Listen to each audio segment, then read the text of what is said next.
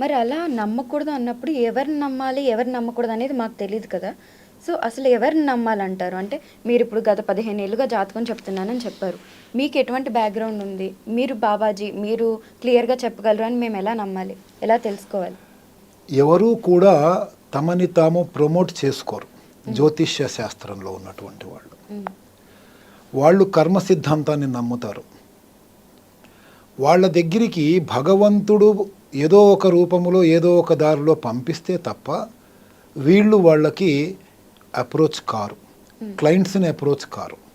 అంటే for example నేను ఒక ఆయనకి జాతకం చెప్పాలి అని అనుకుంటే ఆయన నా దగ్గరికి ఏదో ఒక విధంగా నా గురించి తెలుసుకొని రావాల్సిందే తప్ప నేను అడ్వర్టైజ్మెంట్స్ చేసుకోవటం కానీ, నేను పెద్ద బోర్డులు పెట్టుకోవటం కానీ, నేను రాయితీలు ప్రకటించటం కానీ, నా దగ్గరికి వస్తే 1+1 జాతకం ఫ్రీ అని చెప్పటం కానీ, ఇప్పుడే ఫోన్ చేస్తే 10 నిమిషాల్లో ఫోన్ చేస్తే ఫ్రీగా చెప్పేస్తానని నా నంబర్లు చెప్పుకోవటం కానీ, ఇలాంటివన్నీ కూడా నిజమైనటువంటి శాస్త్రవేత్త, జ్యోతిష శాస్త్రవేత్త చెప్పుకోడు. అతను కర్మ సిద్ధాంతాన్ని నమ్ముతాడు.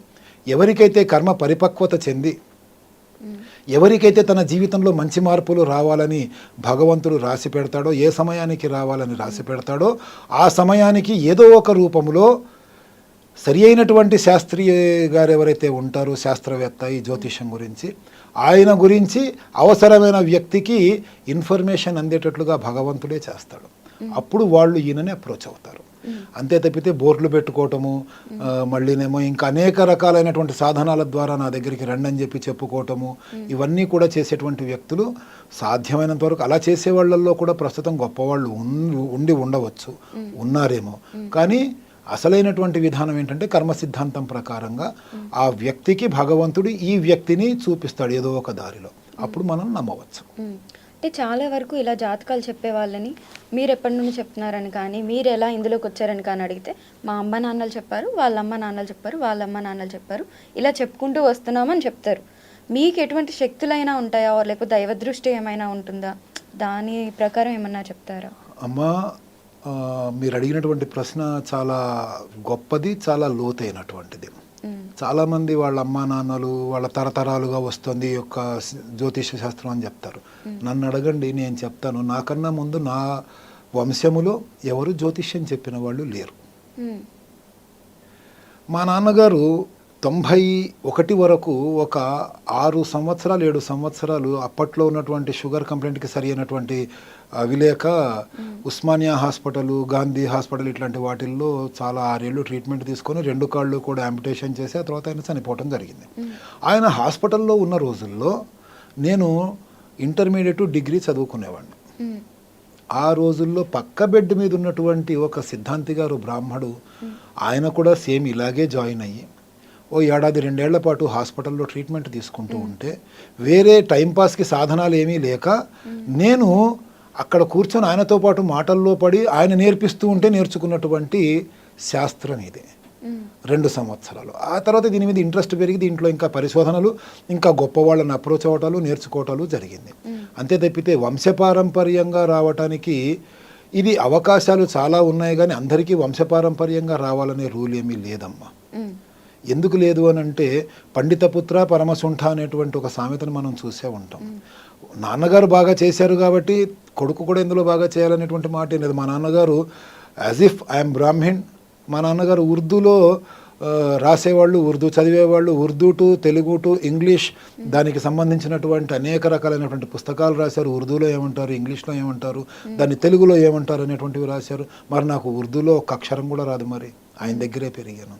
కాబట్టి భగవంతుడు రాసి పెడతాడు, వీళ్ళు ఎందులో నిష్ణాతులు కావాలి, వీళ్ళు ఏ సబ్జెక్ట్లో నిష్ణాతులు కావాలి, వీళ్ళు ఎందులో పేరు ప్రఖ్యాతులు సాధించాలి, ఎన్ని సాధించినా వీళ్ళు దేన్ని తమ యొక్క వృత్తిగా ప్రవృత్తిగా స్వీకరించి జీవించాలి, వీళ్ళ జీవితం ఎలా జరగాలి అనేటువంటిది ఆ జాతకాల్లో రాసి పెడతారు. కాబట్టి ఇప్పుడు నేను చెప్పినటువంటి మాటని అసలైనటువంటి జ్యోతిష్య శాస్త్రవేత్తలు ఎవరూ కూడా కొట్టివేయలేరు.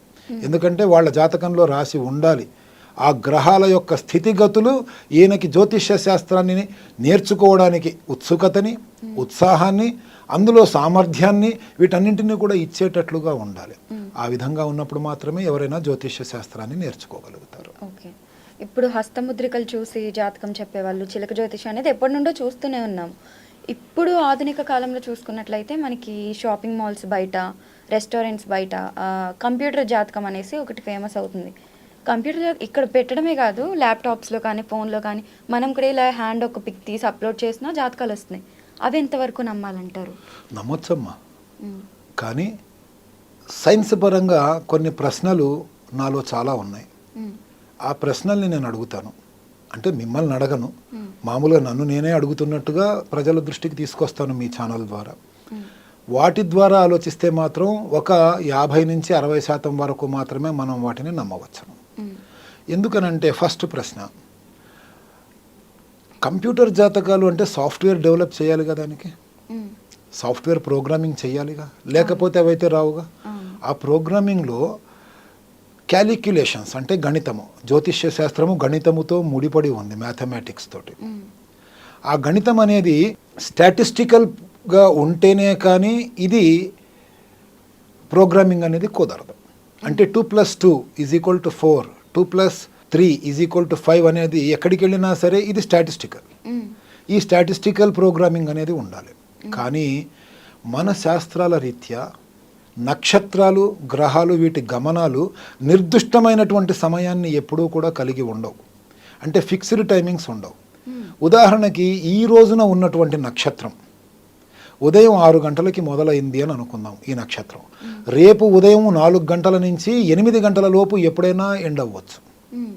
అంటే 22 గంటల నుంచి 26:30, 27 గంటల వరకు నక్షత్రము, తిథి మారుతూ ఉంటాయి.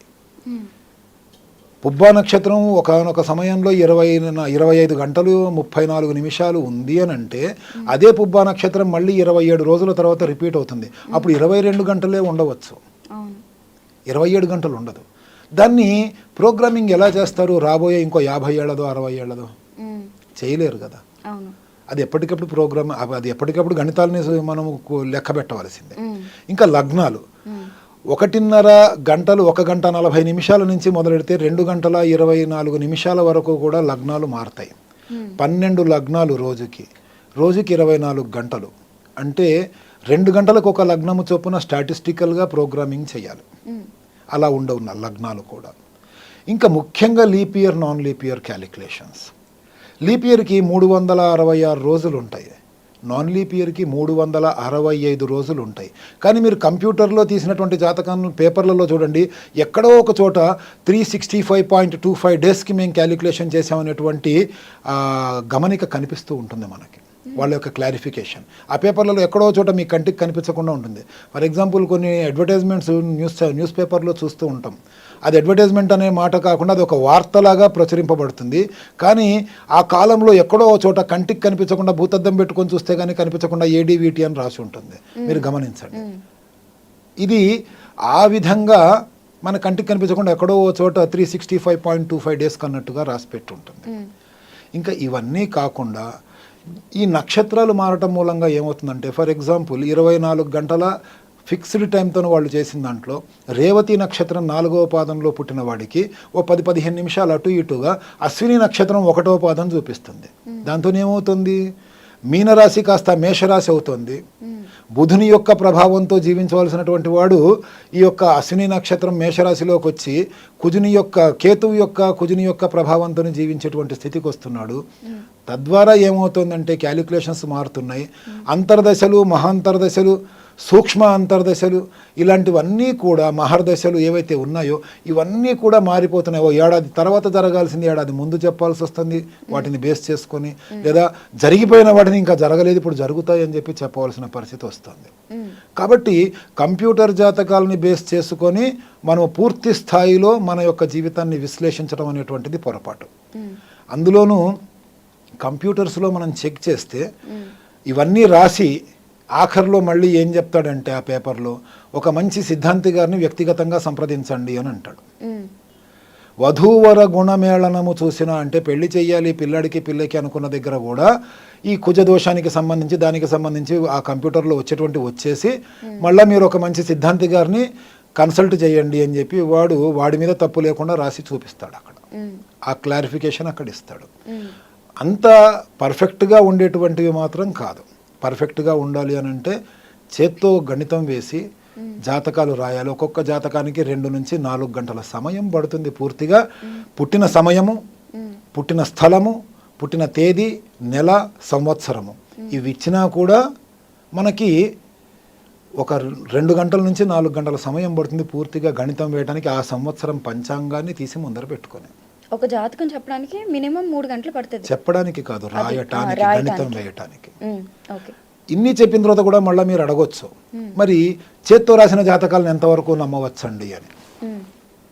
కంప్యూటర్ జాతకాలను నమ్మవచ్చా లేదా అని అడిగారు. చేత్తో మనం మాన్యువల్గా రాసినటువంటి జాతకాలను ఎంతవరకు నమ్మవచ్చు అని. ఇప్పటికీ చాలా $1000 క్వశ్చన్ సిద్ధాంతులు అందరిలోనూ ఉన్నటువంటిది ఏంటంటే, ఏ సమయాన్ని గణితంలోకి తీసుకోవాలి, లెక్కలోకి తీసుకోవాలి. పుట్టిన సమయము అంటే ఏది పుట్టిన సమయం? శీర్షోదయము, పూర్ణోదయము, రోదనము, ఈ 3 సమయాల్లో ఏ సమయాన్ని తీసుకోవాలి? శీర్షోదయం అంటే తల భాగము మాత్రమే బయటకు వచ్చినటువంటి సమయం. పూర్ణోదయము అంటే శిశువు పూర్తిగా భూమి మీదకి వచ్చినటువంటి సమయం. రోదనము అంటే ఏడ్చినటువంటి సమయం. ఈ 3 సమయాల్లో దేన్ని సరి అయినటువంటి సమయంగా భావించాలి అనేటువంటిది కూడా ఇప్పటికీ $1000 క్వశ్చనే.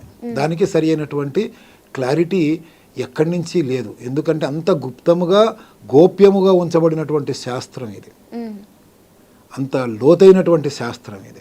అది గనక సరిగ్గా క్యాలిక్యులేషన్స్ వేయటం, గణితం వేయటం వచ్చింది అని అంటే అద్భుతాలు జరుగుతాయి. ఆ గణితం కూడా ఎలా వేయాలి, పంచాంగంలో ఉన్న టైం ఒకటే కాదమ్మా. మన భారతదేశాన్నే తీసుకుంటే రాజమండ్రిలో పుట్టినటువంటి వ్యక్తికి మనం ఇక్కడ పంచాంగం తీసుకుని అది రాజమండ్రిలో లెక్కలకి రాసిందే అయితే 8 గంటల 3 నిమిషాలకి రాజమండ్రిలో పుట్టాడు అంటే 8 గంటల 3కే క్యాలిక్యులేషన్ చేయాలి. ఎందుకంటే పంచాంగం రాజమండ్రి సూర్యోదయం, సూర్యాస్తమయం క్యాలిక్యులేషన్స్కి తీసుకుంటాం. వరంగల్కి, హైదరాబాద్కి కూడా చేయవచ్చు క్యాలిక్యులేషన్. అయితే దాని మీద రాస్తారు, రాజమండ్రికి అన్నట్టుగా, హైదరాబాద్కి అన్నట్టుగా రాస్తారు. అదే పంచాంగంలో హైదరాబాదులో పుట్టినటువంటి వ్యక్తి జాతకాన్ని నేను రాయాలి అని అంటే 13 నిమిషాల యొక్క సమయాన్ని నేను అక్కడ సంస్కారం చేయాల్సి వస్తుంది. అంటే ఆ పంచాంగంలో కానీ పుట్టినటువంటి ఈ అబ్బాయి యొక్క జాతకంలో కానీ 13 నిమిషాల సమయాన్ని నేను కొన్ని రకాలుగా తీసివేయాలి, కొన్ని ప్రాంతాల్లో కలపాలి, ఆ తర్వాత నేను దానికి క్యాలిక్యులేషన్స్ వేయాలి. అదే మీరు తూర్పు వైపు అంటే మన శ్రీకాకుళము, భువనేశ్వర్ అటువైపు పెడితే మళ్ళీ సమయాలు వేరే ఉంటాయి.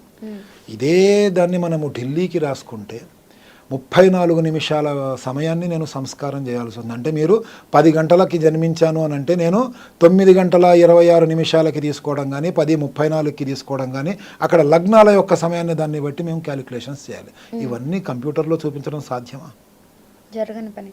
అలాంటప్పుడు కంప్యూటర్లో వచ్చేటువంటి రిజల్ట్స్ అన్నీ కూడా పర్ఫెక్ట్గా అలాగే ఉంటాయనేటువంటి దాన్ని మనం ఎలా చెప్పగలం? ఇవన్నీ చెప్పిన తర్వాత నాకు ఇంకొక ప్రశ్న వచ్చింది. జనరల్గా మా తల్లిదండ్రులు ఎటువంటి టైంకి గుర్తుపెట్టుకుంటారంటే డాక్టర్ ఏ టైం చెప్తే అదే, ఎందుకంటే లోపలికి వెళ్ళి అదంతా తెలియదు కాబట్టి. ఏ టైం గుర్తుపెట్టుకోవాలి? తల బయటకు వచ్చిందా, మనిషి బయటకు వచ్చిందా, ఏడ్చిందా? ఇంకా దీని గురించి మనం మాట్లాడాలి అని అంటే చాలామంది సిద్ధాంతులు ఉన్నారు, జాతకాలు రాసేవాళ్ళు ఉన్నారు, వాళ్ళు పరిష్కరిస్తూ ఉంటారు. కానీ నేను చేసేటువంటి పద్ధతి మాత్రమే చెప్తాను. మిగతా వాళ్ళ గురించి మనం విమర్శ కానీ, విమర్శ సద్విమర్శ వద్దు. కాబట్టి నేను జాతకం రాస్తాను. ఓ 15 ఏళ్ల పిల్లాడికో 20 ఏళ్ల పిల్లాడికో రాస్తాను. రాసిన తర్వాత జాతకం కోసం తల్లిదండ్రులు కనుక వస్తే, పిల్లవాడు వచ్చినా, అన్నదమ్ములు ఎవరన్నా వచ్చినా, కొన్ని 4-5 ప్రశ్నలు నేను వాళ్ళని అడిగి నేను క్లారిఫై చేసుకుంటాను. వాళ్ళు ఇచ్చిన సమయం కానీ, నేను తీసుకున్న సమయం కానీ, ఆ పిల్లాడి యొక్క హావభావాలతోని, ఆ పిల్లాడి యొక్క పర్సనాలిటీతోని, ఆ పిల్లాడి యొక్క ఆలోచన విధానంతోని, అతని చదువుతోని, అతని అన్నదమ్ములతోని, అతని కుటుంబ ఆర్థిక ఆరోగ్య పరిస్థితితోని మ్యాచ్ అవుతున్నాయా లేదా అనేది నేను కొన్ని క్వశ్చన్స్ అడిగి కన్ఫర్మ్ చేసుకొని, అవి కన్ఫర్మ్ అయిన తర్వాత నేను జాతకం చెప్పడం మొదలెడతాను. లేకపోతే మీరు ఇచ్చిన సమయం తప్పు, లేదా నా క్యాలిక్యులేషన్ తప్పండి, క్షమించండి అని చెప్పి పంపించేస్తాను. ఒకవేళ పుట్టిన సమయం గుర్తు లేకపోతే దానికి ఏమన్నా ఉన్నాయా?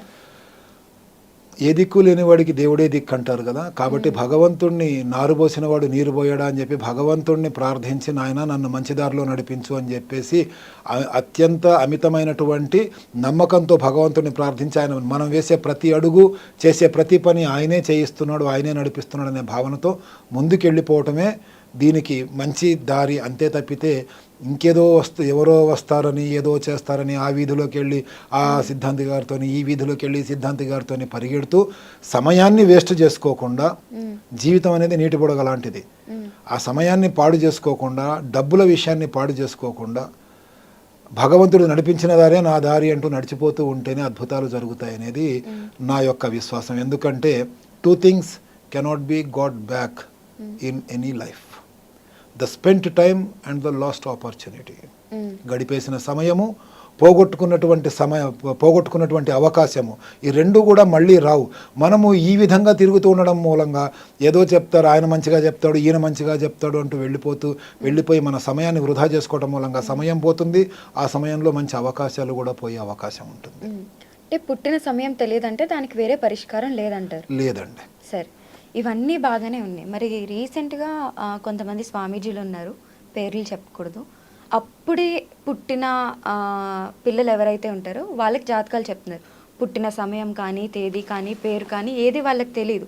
ఎందుకంటే అసలు వాళ్ళొక సెలబ్రిటీస్ అనుకోవచ్చు. సో ఎలా చెప్పగలుగుతున్నారు మరి? వాటిని ఎంతవరకు నమ్మాలి? ఇప్పుడు పుట్టిన తేదీ సమయము తెలియదు అని అనుకోవడానికి లేదమ్మా. ఈ ఎలక్ట్రానిక్ మీడియా కావచ్చు, లేకపోతే సోషల్ మీడియా కావచ్చు, అండ్ ప్రతి ఒక్కళ్ళు కూడా ఏదో రకంగా సోషల్ మీడియాతో కనెక్ట్ అయ్యి ఉన్నారు. సెలబ్రిటీలు అంటే 100% కనెక్ట్ అయ్యి ఉంటారు. దాంతోనే వాళ్ళు నాకు మనవడు పుట్టాడు, నాకు మనవరాలు పుట్టింది, ఫలానా రోజు ఫలానా సమయానికి పుట్టింది అని చెప్పి చెప్పటం మూలంగా వాటిని తీసుకొని వీళ్ళు గణితం వేసి చెప్తూ ఉండవచ్చు. కాదనలేం, నాకు తెలియదు, వాళ్ళకి తెలియదు అనేటువంటి మాటని మనం అనలేం. ఎందుకనంటే ఇప్పుడు ఆ ట్విట్టర్లోనో ఎక్స్లోనో ఫాలో అవుతున్నాము. అందులో ఆ సెలబ్రిటీ ఏం చేశారంటే నాకు మనవరాలు పుట్టింది ఫలానా రోజు ఫలానా సమయానికి నేను తాతనయ్యాను అని చెప్పేసి అని పెట్టారు. నేను దాన్ని క్యాలిక్యులేషన్ చేసుకొని చెప్పేస్తా. అంటే మొహం కూడా చూడకుండా చెప్పగలరా? మొహం చూడాల్సిన అవసరం లేదమ్మా. కానీ ఆ పుట్టిన పాప తల్లిదండ్రులు కానీ, ఆ పాపకి రక్త సంబంధికులు కానీ, ఆ కుటుంబానికి పెద్ద కానీ ఎవరైనా సరే అడగకుండా, మాకు చెప్పండి అని చెప్పి అడగకుండా వీళ్ళు చెప్పటం తప్పు. మొదటి విషయం, క్యాలిక్యులేషన్ వేస్తే వేసుకోవచ్చు, బహిర్గతం చేయకూడదు. అందులోనూ మొత్తం సాంఘికముగా అందరికీ కూడా తెలిసే విధంగా వాళ్ళ కుటుంబానికి సంబంధించి వాళ్ళ వ్యక్తిగత విషయంగానే భావించాలి. మనం ఆ ప్రైవసీని మెయింటైన్ చేయాలి. అలా చేయకుండా పెళ్లి చేసుకునే విషయం కావచ్చు, పిల్లలు పుట్టిన విషయం కావచ్చు, ఇల్లు కట్టే విషయం కావచ్చు, మిగతా ఏ విషయాలైనా ఇది రాజకీయంగా అధికారంలోకి రావటము రాకపోవటం ఇవన్నీ కూడా అడగకుండా చెప్పకూడదు. అలా చెప్పటం మూలంగా ఏ విద్యనైతే, ఏ శాస్త్రాన్నైతే, ఏ ధర్మాన్ని, ఏ మతాన్నైతే మనము ఆశ్రయించుకొని మన జీవితాన్ని బ్రతుకుతూ మనకింత పేరు ప్రఖ్యాతుల్ని సంపాదించుకోవటం జరిగిందో వాటన్నింటికీ కూడా అన్యాయం చేసినటువంటి ద్రోహులమవుతాం. మొదటి విషయం. మానవ జన్మ అనేటువంటిది చాలా పవిత్రమైనటువంటిది, ఎన్నో పుణ్యకార్యాలు చేయటం మూలంగా లభించినటువంటిది. ఒక తల్లి తాను తల్లి అవ్వటం కోసం, అమ్మ అవ్వటం కోసం తన అమ్మని తలుచుకుంటూ బిగ్గరగా ఎన్ని వందల సార్లు అరిచుంటుందో పిల్లల్ని కనేటప్పుడు. అలాగే ప్రతి వ్యక్తి కూడా ఇలాంటివన్నీ ముందుకేడ్చి చెప్పేటప్పుడు తన తల్లిని ఒకసారి గుర్తు చేసుకోవాలి. నాకు జన్మనివ్వడానికి మా అమ్మ తన అమ్మని అమ్మ అంటూ ఎన్నిసార్లు పిలిచిందో నన్ను కనడానికి, ఆ తల్లిని ఎందుకు పనికిరాని చవటలతోని కూడా తిట్టించడం జరుగుతోంది నేను ఈ సెలబ్రిటీలకి వాళ్ళకి వీళ్ళకి అడగకుండా జాతకాలు చెప్పటం మూలంగా అని. ఎందుకంటే సోషల్ మీడియాలోనూ తిడుతూనే ఉంటారు, వ్యక్తిగతంగా బయట ఒకళ్ళతోనొకళ్ళు మాట్లాడుకున్నప్పుడు వాడి తల్లిని ఉద్దేశించి తిట్టుకుంటూ మాట్లాడుకుంటూ ఉంటారు. ఎందుకంటే సోషల్ మీడియాకి సంబంధించినటువంటి అభిమానులు, వీరాభిమానులు ఉండొచ్చు. ఆయన అడగకుండా చెప్పడం తప్పు కదా. భార్య వచ్చి భర్త జాతకం అడిగినా చెప్పకూడదు శాస్త్రపరంగా. భర్త ఒక్కడు వచ్చి భార్య జాతకం అడిగినా చెప్పకూడదు. ఎవరి జాతకాలు వాళ్ళకే తెలియజేయాలి, వాళ్ళు అడిగితేనే చెప్పాలి. అప్పుడే వీళ్ళకి ఉత్తమ గతులు ఉంటాయి ఈ జీవితం తర్వాత. అదమ్మా. ఈ మధ్యకాలంలో సోషల్ మీడియాలో చూసుకున్నట్లయితే టెక్నాలజీ బాగా పెరిగిపోయింది కాబట్టి ఈ జ్యోతిష్యం అనేది మంచి వ్యాపారం అయిపోయింది సోషల్ మీడియాలో కూడా. మీకు ఇంత ఇస్తాము అని జ్యోతిష్కులు ఎవరైతే ఉన్నారో వాళ్ళే వెళ్ళి మేము ఒక ఎపిసోడ్కి ఇంత పే చేస్తాము, మీరు మా షోని వేయండి, ఇలాంటివి ఉన్నాయి. అవి చాలా కాలం నుంచి ఉన్నాయి కదమ్మా. నన్నే ఉదాహరణగా తీసుకోండి.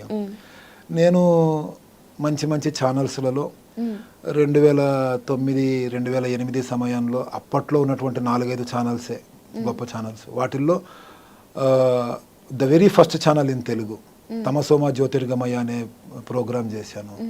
ఆ తర్వాత 2009 మహానాడు సమయంలో ఒక ఛానల్ ఏర్పాటు జరిగింది. ఇప్పటికీ చాలా అద్భుతమైన ట్రెండింగ్లో ఉంది ఆ ఛానల్. ఆ ఛానల్కి శుభమస్తు అనేటువంటి ప్రోగ్రాం నేను 4 సంవత్సరాలు వారానికి 5 రోజులు నాన్ స్టాప్గా చేశాను జ్యోతిష్యానికి సంబంధించి. కానీ ఎప్పుడైతే ఈ విధమైనటువంటి కల్చర్ స్టార్ట్ అయిందో, మేము ఒక ఎపిసోడ్కి 20,000 ఇస్తాం, 25,000 ఇస్తాం, 50,000 ఇస్తాం అంటూ వచ్చేసేవాళ్ళు. వచ్చినప్పుడు అక్కడ ఈ ఛానల్స్కు పోటీ కూడా పెరిగిపోయింది. ఇంకా ఛానల్స్ పెరగటం, ఈ యూట్యూబ్ వచ్చిన తర్వాత సొంత ఛానల్స్ తయారైపోవటం, నయా పైసా పెట్టుబడి లేకుండా. అంతకుముందు ఛానల్స్ అంటే ఎలక్ట్రానిక్ ఛానల్స్ అంటే చాలా క్లీన్ చిట్ ఉండాలి వాళ్ళకి, ఎటువంటి పోలీస్ కేసులు ఉండకూడదు, ఎటువంటి క్రిమినల్ కేసులు ఉండకూడదు, అవి నడిపించే వాళ్ళకి జర్నలిజం చాలా అద్భుతంగా ఉండేది ఓ దశాబ్ద కాలం కిందట. ఈ తర్వాత ఏమైందంటే ఇది రావటం మూలంగా ఇప్పుడు చాలామంది ఎంప్లాయీస్ ఉంటారు, టెక్నీషియన్స్ ఉంటారు, లైట్స్ మెన్ దగ్గర నుంచి, కెమెరామెన్ల దగ్గర నుంచి, పీసీఆర్ నడిపించే వాళ్ళ దగ్గర నుంచి వాళ్ళందరికీ జీతభత్యాలు ఇవ్వాలిగా. వాళ్ళ కుటుంబాన్ని ఎన్ని కోట్ల మంది ఇప్పుడు ఛానల్స్ మీద ఆధారపడి వాళ్ళ జీవితాలను నడిపిస్తున్నారు, వాళ్ళకి డబ్బులు ఇవ్వాలిగా. కాబట్టి అవును, ఇతను జాతకాలు తెలిసిన వాడేగా, జ్యోతిష్య శాస్త్రం తెలిసిన వాడేగా, ఇతను ఇస్తానంటున్నాడు, ఇతను ఇచ్చినప్పుడు మనం తీసుకుంటే మనకి ఓ 4 ఎంప్లాయీస్కి జీతాలు వెళ్ళిపోతాయి, మనకి మెయింటెనెన్స్ వెళ్ళిపోతుంది ఆలోచన ఎవరికైనా వస్తుంది, అది సహజం. ఆ విధంగా ఈ టీవీలలో షోస్ చేయటాన్ని పూర్తిగా కమర్షియలైజ్ చేసేసి ఒంటి మీద రంగుబట్టలు వేసుకొని వేషభాషలు మార్చేసుకొని ఏమీ తెలియని వాడు కూడా వచ్చి ఒక ఆకు మీద నీ పేరు రాసి నీళ్లల్లో వదిలేసేయి, నల్ల బొగ్గుతోటి నీ దరిద్రం పోతుంది అంటూ చెప్పే దగ్గర నుంచి ఆఖరికి మొన్న రాఖీ పౌర్ణానికి సంబంధించి కూడా మధ్యాహ్నం 1 గంట దాకా కట్టకండి అని చెప్పారు. 1 గంట తర్వాత హైదరాబాద్ అంతా అతలాకుతలం అయిపోయేంత కుంభవృష్టి గురిచింది. 90% మంది అక్క చెల్లెళ్ళు అన్నదమ్ములకి రాఖీలు కట్టుకోలేని పరిస్థితి దాపురించింది. వెళ్ళిన వాళ్ళు అక్కడే ఆగిపోయారు. నాకు లౌక్యము అంటే లాజిక్ లేకుండా ఉండేది ఏంటి అనేది నాకు చాలా అనిపిస్తూ ఉంటుందమ్మా. అవన్నీ తెలిసిన తర్వాత నేనేం చేశానంటే, నేను డబ్బులు ఇవ్వలేను, ఇచ్చిన డబ్బుల్ని రాబట్టుకోవడం కోసం నా దగ్గరికి వచ్చినటువంటి క్లయింట్కి అబద్ధాలు చెప్పి ఎమోషనల్ బ్లాక్మెయిల్ చేయలేను, అటువంటి వాళ్ళని ఇంకా కష్టాలు పెట్టలేను. కాబట్టి అసలు టీవీ షోసే వద్దు అని చెప్పి దండం పెట్టి పక్కకు వచ్చేసాను. కాబట్టి ఈ మధ్యకాలంలో ఎలక్ట్రానిక్ మీడియాకి వెళ్ళట్లా, మన సోషల్ మీడియాలోనే మన అనుకున్నటువంటి వాళ్ళ ముఖ్యమైన వాళ్ళ దగ్గరికి వస్తున్నాను. అంతే తప్పితే ఒక ఈ జ్యోతిష శాస్త్రాన్ని ఆధారంగా చేసుకొని జీవించాలి అనుకుంటే మనకి పేరు ప్రఖ్యాతులు అవి ఆటోమేటిక్గా వస్తాయి. వాటిని సంపాదించడం కోసం అడ్వర్టైజ్మెంట్స్ అవసరం లేదు. అడ్వర్టైజ్మెంట్ చేసి అడ్వర్టైజ్మెంట్ కోసం డబ్బులు కట్టి అరగంటకో గంటకో 25,000, 30,000, 50,000 కట్టి ఎవడైనా చెప్తున్నాడు అని అంటే వాడు 50,000 రూపాయలు ఆ ఒక్క రోజులో మళ్ళీ తన దగ్గరికి వచ్చే వాళ్ళ దగ్గర నుంచి దోచుకోవాలి. కాబట్టి ఖచ్చితంగా అబద్ధాలు చెప్పే అవకాశం ఉంటుంది. కాబట్టి కంప్యూటర్ జాతకాలు అండ్ అడ్వర్టైజ్మెంట్స్లో వచ్చేటువంటి జ్యోతిష్య శాస్త్రవేత్తలు మనం నమ్మవలసిన అవసరం లేదు అనేటువంటిది నా భావన. ధన్యవాదాలు గురుగారు. చాలా ప్రశ్నలకి సమాధానాలు